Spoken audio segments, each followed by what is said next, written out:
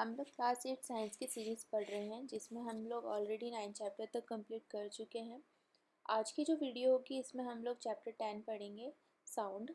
तो अगर आप मेरे चैनल पर न्यू हैं तो प्लीज़ मुझे सब्सक्राइब करें, मेरी वीडियोस को लाइक करें।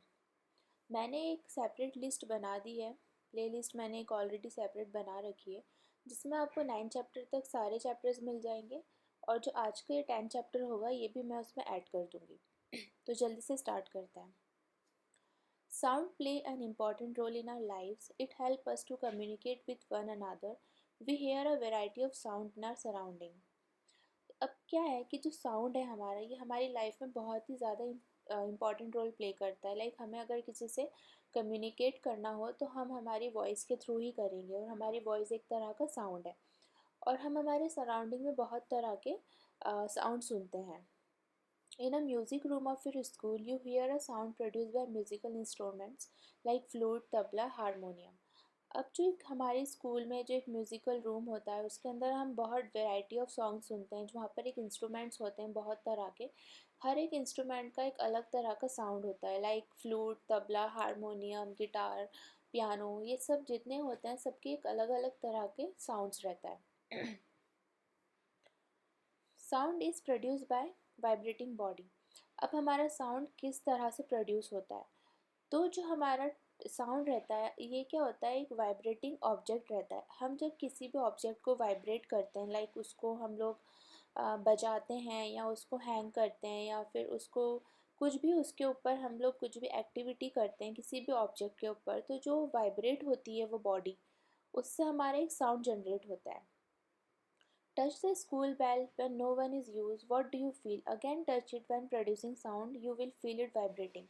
लाइक अगर एक ऑब्जेक्ट है वो रेस्ट में रखा हुआ है, जब तक आपने उस पर कोई ऑपरेशन परफॉर्म नहीं करा, लाइक आपने उसको टच नहीं करा या फिर उसके ऊपर हिट नहीं करा, तब तक उस ऑब्जेक्ट से कुछ भी साउंड प्रोड्यूस नहीं होगा।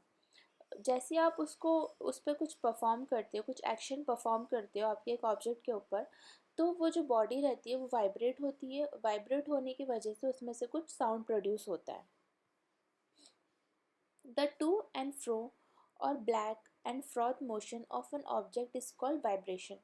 अब जो टू एंड फ्रो रहता है हमारा या फिर बैक और फ्रंट मोशन जो रहता है किसी भी ऑब्जेक्ट का, उसको हम लोग क्या कहते हैं, vibration. When a tightly stretched band is plugged it vibrate and produce sound. When it stop vibrating it does not produce any sound. अब हमारा एग्जाम्पल 10.3 में दे रखा है, अगर कोई भी रबर बैंड है, अगर हमने उसको स्क्रैच करा है, रबर बैंड को स्क्रैच करके उससे क्या हुआ कि हमने उसको प्लग्ड किया तो उसमें से एक साउंड जनरेट हुआ। जब हमने इसको स्टॉप करा, स्क्रैचिंग रबर को हमने स्टॉप करा, तो फिर उसमें से कोई भी साउंड प्रोड्यूस नहीं हुआ। तो ये एग्जाम्पल इस चीज़ का है कि जब तक हमारी एक कोई भी ऑब्जेक्ट अगर रेस्ट मोशन में रखा हुआ है तो उसमें से कुछ भी साउंड प्रोड्यूस नहीं होगा, अनलेस एंड अनटिल जब तक हम उसके अंदर कुछ भी एक्शन उस चीज़ के ऊपर परफॉर्म ना करें। We see that a vibrating object produces sound. In some cases, the vibrations are easily visible to us, but in most cases, their amplitude is so small that we cannot see them, however, we can feel them. अब हमें ये तो पता है कि कुछ कोई भी ऑब्जेक्ट होगा वो वाइब्रेट करेगा तो उसमें से साउंड प्रोड्यूस होगा। कुछ वाइब्रेशन जो होते हैं हम उसको इजीली देख सकते हैं कुछ केसेस में, बिकॉज और जो कुछ हमारे जो ऑब्जेक्ट रहते हैं, जो कुछ वाइब्रेशंस रहती हैं कुछ ऑब्जेक्ट्स की, उनका एम्पलीट्यूड इतना स्मॉल होता है कि हम उसको देख नहीं सकते हैं बट उसको फील कर सकते हैं। Many you might have seen manjira, klimbal, and ghamta, and noot, and a kartal. These musical instruments are commonly used in many parts of our country. These instruments are simply beat and struck. अब आपने notice करा होगा कि बहुत तरह के जो instrument होते हैं, लाइक ट्रेडिशनल वे जो हमारा होता है म्यूज़िक जनरेट करने का, उसके अंदर बहुत अलग अलग तरह के कुछ, जैसे कि यहाँ पर मंजीरा का एग्जाम्पल दिया है। यहाँ पर घटम घटम एक जो घड़ा होता है उसको बजाते हैं जब उसमें से साउंड एक जनरेट होता है। आपने बहुत बार नोटिस करा होगा जो राजस्थानी ट्रेडिशनल म्यूज़िक रहता है उसके अंदर इस तरह के ही सारे इंस्ट्रूमेंट रहते हैं जिससे वो लोग साउंड प्रोड्यूस करते हैं। उसको बीट करके या फिर उसको स्ट्रक करके। Sound produced by human. Speak loudly for a while or sing a song or buzz like a bee, put your hand on your throat। अब हमारा जो साउंड्स रहता है वो ह्यूमन के थ्रू भी हम साउंड प्रोड्यूस करते हैं।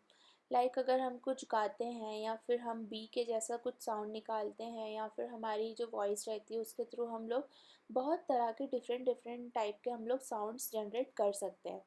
कुछ लोगों के पास इस तरह का टैलेंट होता है कि वो एक दूसरे ह्यूमन की मिमिक्री करके उसके जैसा बोलने लगता है। तो ये कैसे होता है? In humans the sound is produced by the voice box और लैरिक्स। Put your finger on the throat and find a hard bump that seems to be move when you swallow।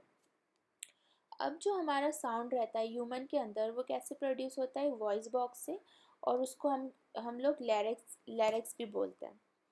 जब आप अपनी फिंगर्स को अपने थ्रॉट पे रखते हो तो एक बम्प होता है हमारे थ्रॉट के अंदर जो वो अप एंड डाउन मूव करता है। तो उससे क्या होता है? हमारा साउंड प्रोड्यूस होता है। This part of the body is known as a voice box। It is an upper end of the windpipe, two vocal cords, and scratch across the voice box or larynx in such a way that it leave a narrow slit between them for the passage of air। When the lungs force air through the slit, the vocal cords vibrate, producing sound। Muscles attached to the vocal cords can make a cord tightly or loose when the vocal cords are tight and thin। हमारा जो ये part रहता है, जो voice हमारा जो ये throat के ऊपर जो पार्ट रहता है, ये हमारी बॉडी का, इसको हम लोग क्या कहते हैं? Voice box. और इसके अंदर एक अपर एंड होता है। अपर एंड को हम लोग वाइंड पाइप कहते हैं। टू वोकल कॉर्ड्स रहती हैं, जिससे क्या होता है? हमारे जो स्क्रैच होता है वॉइस बॉक्स के अराउंड स्क्रैच होता है, और हमारा जो नैरो स्लिट रहता है between two passenger of air. हमारा जो स्लिट्स रहती हैं उसके बीच में एक पैसेंजर रहता है एयर का। जब आपके लंग्स जो रहते हैं वो फोर्सफुली जब इस स्प्लिट के थ्रू एयर पास करते हैं तो क्या होता है? एक वाइब्रेट जनरेट होता है, जो वाइब्रेशन होने की वजह से एक साउंड प्रोड्यूस होता है। Muscle attach to the vocal cords can make a cord tight और लूज। अब हमारे जो मसल्स रहते हैं वोकल कॉर्ड्स के, वो क्या करते हैं? टाइट और लूज होते हैं, जिसकी वजह से हमारा साउंड प्रोड्यूस होता है।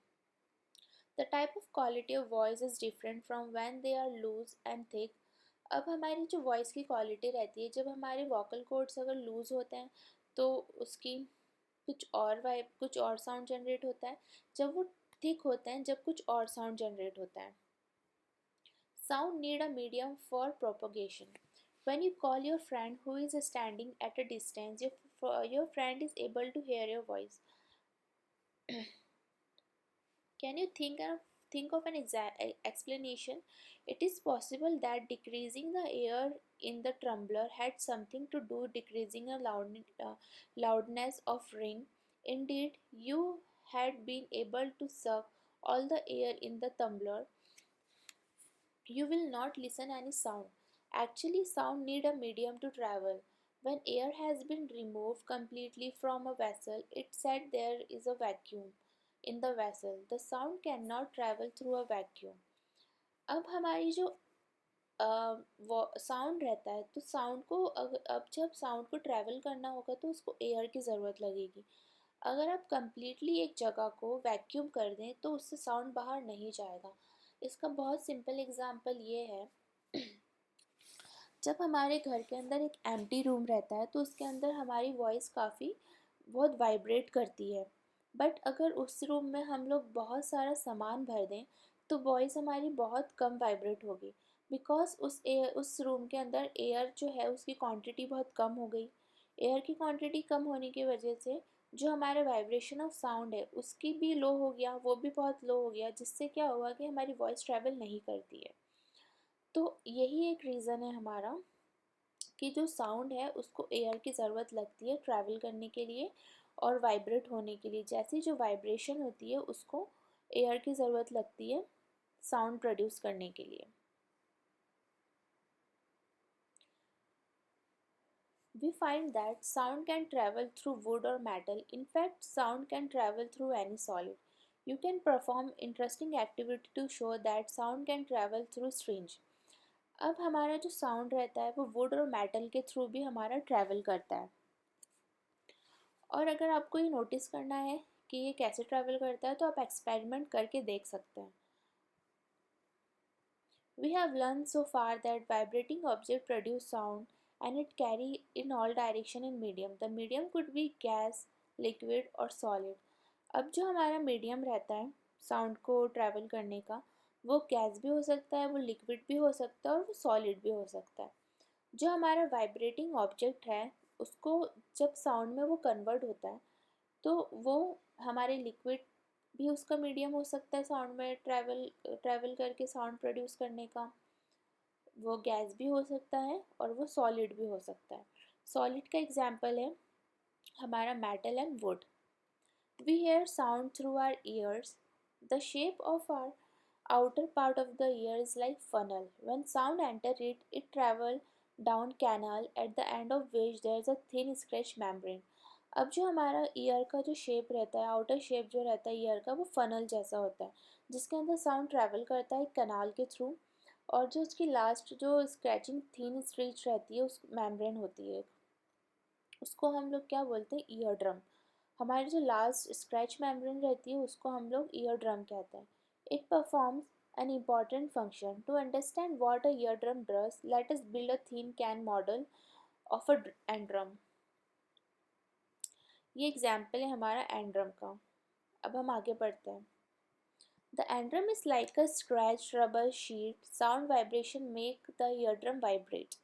अब हमारी जो ईयर रहता है, ईयर के जो लास्ट कॉर्नर पर क्या होता है, एक स्क्रैच मेम्ब्रेन होती है और वो रबर शीट जैसी होती है। जब हमारा साउंड वाइब्रेशन होता है तो वो क्या करता है, ईयर ड्रम को वाइब्रेट करता है। The eardrum send vibration to the inner ear, और जो हमारी ईयर ड्रम रहती है वो वाइब्रेशन को ईयर के अंदर भेजती है। From there the signal goes to the brain. How does we hear? Then जो हमारी ईयर ड्रम जब वाइब्रेशन हमारी इनर ईयर में भेजती है तो जो सिग्नल रहता है वो हमारा सिग्नल हमारे ब्रेन तक जाता है। फिर ब्रेन तक सिग्नल जाने के बाद हम उसको सुन पाते हैं। Amplitude, time period and frequency of a vibration. We have learned that to and fro motion of an object is known as vibration. The motion is also called auxiliary motion. The number of oscillation per second is called a frequency of oscillation. Frequency is expressed in hertz. Its symbol is Hx, Hz. A frequency of 1 hertz is 1 oscillation per second. If an if an object oscillates 20 times in 1 second, what would be its frequency? अब हमारी जो oscillation जो रहता है हमारा, वो क्या होता है, ऑक्सीलेशन जब हमारा पर सेकंड होता है उसको हम लोग फ्रीक्वेंसी कहते हैं। फ्रीक्वेंसी हमारी हर्ट्स के अंदर होती है, फ्रीक्वेंसी की यूनिट, और उसका सिंबल होता है H Z, H capital and small Z. अगर हमारी फ्रीक्वेंसी 1 हर्ट है तो 1 ऑक्सीलेशन पर सेकंड होगा वो। हमारी अगर एक फ्रीक्वेंसी है तो 1 पर सेकंड ऑक्सीलेशन होगा। अगर हमारे ऑक्सीलेशन 20 टाइम्स है तो हमारी फ्रीक्वेंसी भी 20 टाइम होगी। You can recognize many similar sounds without seeing an object producing them. How it's possible? This sound must be different to enable you to recognize them. Have you ever thought what factor make them different? Amplitude and frequency are two important property of any sound. Can you different sound basis on their amplitude and frequency? अब हमारा क्या होता है, हम बहुत सारे sounds को बिना देखे ही हम उसको आइडेंटिफाई कर लेते हैं, रिकॉग्नाइज कर लेते हैं। अब ये कैसे होता है, जो साउंड होता है इसकी एक अलग ही तरह का डिफरेंट रिकॉग्निशन होता है। उसका जो एम्पलीट्यूड और जो फ्रीक्वेंसी रहती है तो दोनों बहुत ही इंपॉर्टेंट फैक्टर रहते हैं साउंड के। जब हम लोग साउंड को बिना देखे ही सुन लेते हैं तो हमारे ब्रेन में वो एक स्टोर होता है, एक हमारे सबकॉन्शियस माइंड में वो साउंड स्टोर हो जाता है। अगर आप एक सॉन्ग का वीडियो नहीं देख रहे हो बट आप सॉन्ग सुन रहे हो तो आपको वो एक क्लिक हो जाएगा माइंड में कि ये सॉन्ग उस मूवी का है या फिर इस सॉन्ग को ऐसे पिक्चराइज किया है। तो ये क्या होता है कि हम लोग साउंड से भी बहुत बार कुछ चीज़ें पहचान जाते हैं। हमारे जो फैमिली मेम्बर्स रहते हैं, आप उनको नहीं देख रहे हो, बट अगर आप उनकी वॉइस सुनते हो तो आपको समझ में आ जाता है कि कौन सा पर्सन है, कौन बात कर रहा है। Loudness and pitch.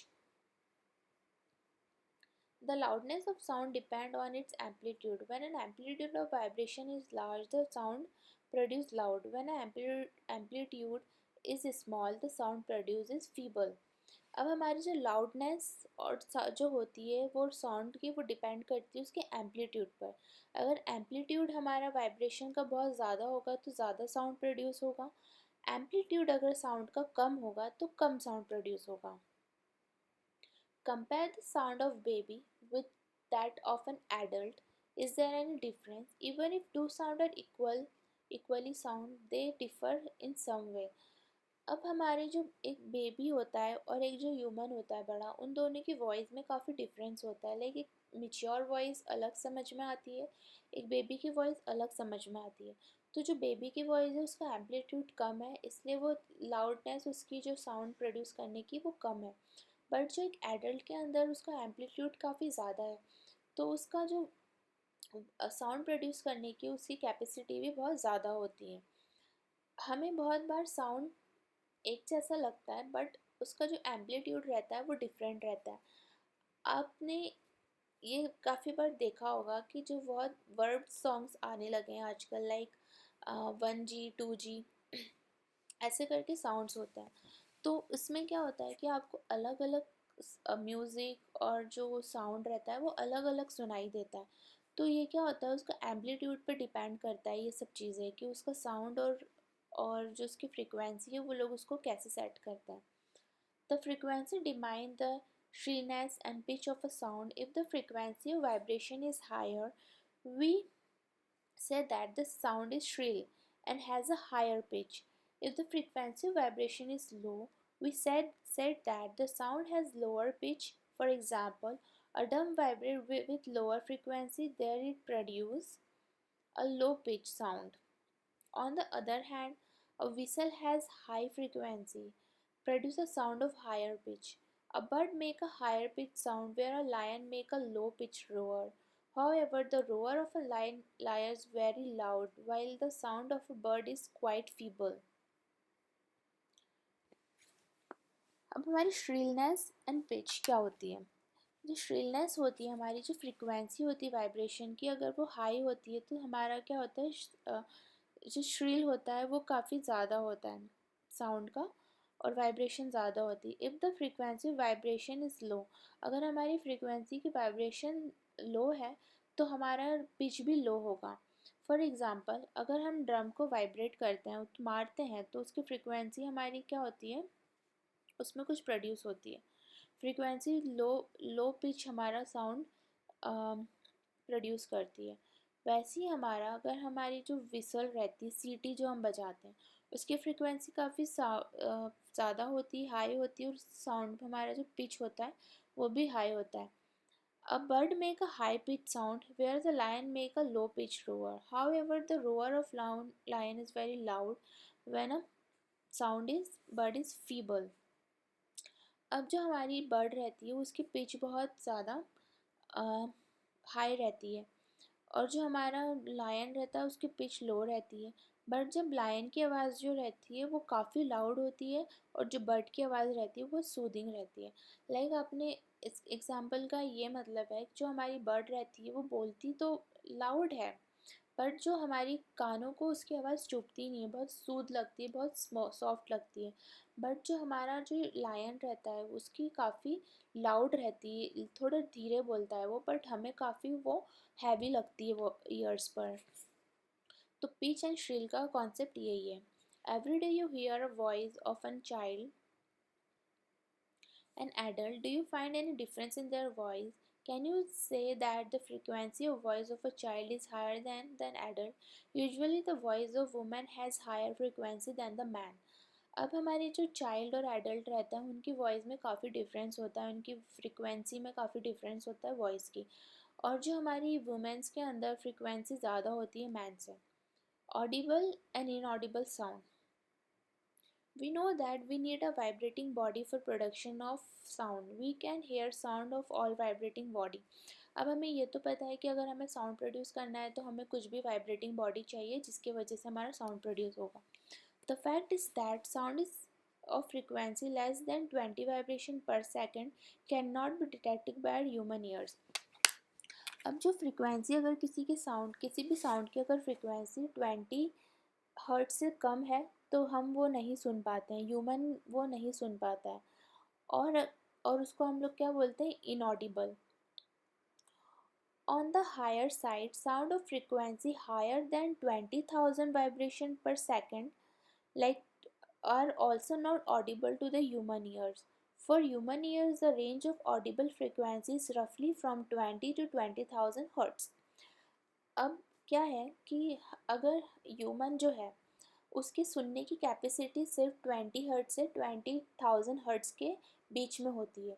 अगर 20 हर्ट्ज से नीचे होगी तब भी ह्यूमन नहीं सुन पाएगा, और अगर 20,000 हर्ट्ज से ऊपर होगी जब भी ह्यूमन नहीं सुन पाएगा. तो ह्यूमन की जो सुनने की टेंडेंसी है वो हमारी 20 हर्ट्ज से लेकर 20,000 हर्ट्ज के बीच में ही होती है. अगर इसके नीचे या इसके ऊपर होगी तो ह्यूमन वो नहीं सुन पाएगा. Noise and music. We hear different type of sounds around us. Is it sound always pleasing? Does a sound sometimes cause discomfort to you? Some sounds are pleasant to the ear where some are not. अब हमारी जो कुछ music रहता है वो हमारे years को काफ़ी सूदिंग करता है, लाइक बहुत हमें रिलैक्स फील कराता है. वहीं कुछ साउंड ऐसा होता है जिससे हम बहुत ज़्यादा अनईजी फील करने लगते हैं. Suppose construction work is going on in your neighborhood. Are the sound come from the construction side is pleasing? Do you enjoy the sound produced by horn and buses on truck? Such unpleasant sounds are called noise. In a classroom, if all the students speak together, what would be the sound produced? It's called. अब noise हम किसको बोलते हैं और music हम किसको बोलते हैं. हमारे घर के पास में अगर कुछ कंस्ट्रक्शन चलता होता है या फिर हम ट्रैफिक सिग्नल में होते हैं या फिर हम ट्रैफिक में होते हैं, तो जो बसेस का, ट्रक का, व्हीकल्स का जो भी साउंड निकल होता है या फिर कंस्ट्रक्शन साइट का जो भी साउंड होता है जो हमको काफ़ी अनईजी और अनप्लीजेंट लगता है, उसको हम लोग क्या कहते हैं, नॉइज़. जो भी हमारी ईयर को अनप्लीजेंट लग रहा है, जो सुनना अच्छा नहीं लग रहा है, उसको हम लोग नॉइज़ कहते हैं. On the other hand, you enjoy sound from musical instrument. Musical sound is one of which pleasing to the ear. Sound produced by harmonium is musical sound. The strings of sitar also give out a musical sound. But if a musical sound become too loud, it would be melodious. And हमारा जो sound रहता है जो हमारे years को सुनना अच्छा लगता है, जो हमें बहुत प्लीजेंट लगता है, जो हमें बहुत ज़्यादा रिलैक्स करता है, उसको हम लोग क्या बोलते हैं, म्यूज़िक. म्यूज़िक हमारा बहुत सारे म्यूज़िकल इंस्ट्रूमेंट से प्रोड्यूस होता है. Noise pollution. You already know about air pollution. Presence of unwanted gases and particles in the air is called air pollution. Air pollution क्या होता है, अगर बहुत सारी अनप्लीजेंट गैसेस और पार्टिकल्स एयर में होते हैं तो हम उसको एयर पॉल्यूशन कहते हैं. सिमिलरली, presence of excessive और unwanted sound in the environment is called noise pollution. वैसे ही अगर हमारे सराउंडिंग में, अगर एनवायरनमेंट में बहुत अनवांटेड साउंड होगा, लाइक जो हमने ऊपर पढ़ा है कंस्ट्रक्शन और ट्रैफिक का, और इस तरह के बहुत सारे साउंड जो हमें सुनना अच्छे नहीं लगते हैं, उनको हम लोग क्या बोलते हैं, noise pollution. Major causes of noise pollution are sounds of vehicle, explosion including bursting or cracker machine, loudspeaker etc. और हमारे नॉइस पॉल्यूशन में कौन कौन से साउंड आते हैं, व्हीकल्स के, एक्सप्लोशंस के, including bursting of crackers, machine, loud speakers, vehicle sound, construction sound, and something which is not pleasant to our ear, तो उसको हम लोग क्या कहते हैं, नॉइज़. और इस तरह के साउंड्स को हम लोग नॉइज़ पॉल्यूशन की कैटेगरी में डालते हैं. Television and transistor radio are high volume. Some kitchen appliances, desert cooler are air conditioner और contribute to the noise pollution. हमारे टीवी, ट्रांजिस्टर रेडियो जो बहुत हाई वॉल्यूम में चलते हैं, सब किचन के कुछ अप्लायंसेस होते हैं, डेजर्ट कूलर्स होते हैं, एयर कंडीशन होते हैं, ये लोग जितना भी साउंड जो प्रोड्यूस करते हैं हम इसको नॉइज़ पॉल्यूशन कहते हैं. What are harm of noise pollution? Do you know the presence of excessive noise in surrounding may cause many health related problems? Lack of sleep, hypertension, anxiety and many more health disorders may be caused by noise pollution. A person who is exposed to loudspeaker continuously may get temporary or even permanent impairment of hearing. अब हमारा जो noise pollution है उससे हमारी body पर काफ़ी तरह के हेल्थ प्रॉब्लम हो सकती है, लाइक लैक ऑफ स्लीप हो सकता है, टेंशन हो सकता है, एनजाइटी हो सकती है और हेल्थ में भी काफ़ी तरह के डिसऑर्डर हो सकते हैं। और अगर ये कंटिन्यूस होता जाए तो इससे क्या होता है कि हमारी सुनने की जो कैपेसिटी है, जो कैपेबिलिटी है, वो भी हम लोग लूज़ कर सकते हैं। Measure of limited noise pollution. To control noise pollution, we must control the source of noise. How we can this achieve? For example, silencing device must be installed in aircraft engine, transport machine, industrial machine and home appliances. How can the noise pollution be controlled in residential area? All noisy operation must be conducted away from any residential area. Noise producing industry should be set up away from such areas. Use of automobile horns should be minimized. TV and music system should be run at lower volume. Tree must be planted along the road and around building to cut down the sound reaching the residents. This reducing the harmful effect of noise pollution. अब हम noise pollution को कैसे कम कर सकते हैं?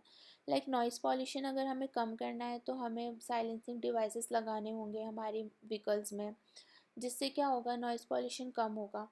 और जितने भी हमारी फैक्ट्रीज़ होती हैं जहाँ पर वर्क होता रहता है, लाइक कंटिन्यूस वर्क वर्क होता रहता है, जिससे जिससे जो रेजिडेंशियल एरियाज़ हैं वहाँ से उन कंपनीज़ को दूर एक एरिया में लेकर जाया जाए जहाँ पर लोग नहीं रहते हैं। टीवी और म्यूज़िक का वॉल्यूम कम करें। बहुत सारे ट्रीज़ लगाएं रोड के साइड पे, जिससे जो बिल्डिंग्स हैं उसमें साउंड ना जाए। तो इससे क्या होगा कि हमारे जो रिड्यूसिंग जो ये हार्मफुल इफ़ेक्ट है, इससे हमारा नॉइज़ पॉल्यूशन रिड्यूस होगा और सराउंडिंग काफ़ी अच्छा होगा। तो आज का ये हमारा चैप्टर 10 था, ये कंप्लीट हो चुका है।